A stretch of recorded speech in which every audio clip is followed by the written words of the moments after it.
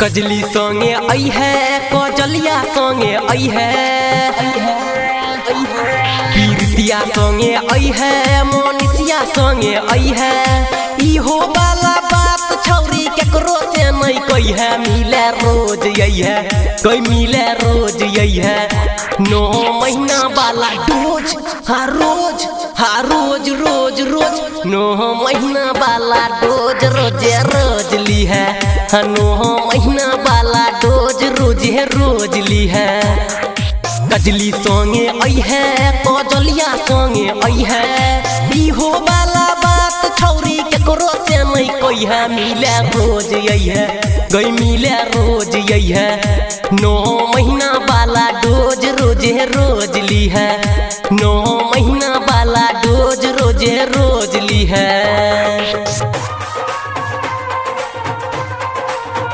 9 महीना वाला 9 महीना वाला 9 महीना वाला रोज ली है चढ़ली जवानी छल करन शरम गे हाँ गई ये कबीर माजा लले भजे बेलराम गे हे गे छौरी चढ़ली जवानी छल करन शरम गे ये कबीर माजा लले भजे बेलराम गे एक दिन में करे लगबे छौरी हमर खोज मिले रोज अइबे गई मिले रोज अइबे 9 महीना वाला डोज डोज डोज डोज 9 महीना वाला डोज रोजे रोज ली है 9 महीना वाला डोज रोजे रोज ली है गा छौरी 9 महीना वाला 9 महीना वाला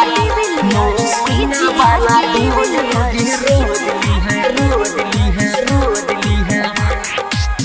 छोट न रहला छौरी भैला ही जमान गे हे गई पूरा देबो बरकी तोहर हमें यरमान गे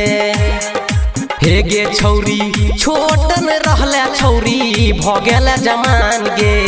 पूरा देबो बरकी तोहर हमें यरमान गे राजू रंजन के है आई है जल्दी छौरी सोझ मिले रोज यही है कई मिले रोज यही है दीपक गुंजन से गे डोज डोज डोज डोज दीपक गुंजन से गे डोज रोजे रोज ली है 9 महीना वाला डोज रोजे रोज ली है गा छौरी। LIC music recording studio Triveniganj Supaul.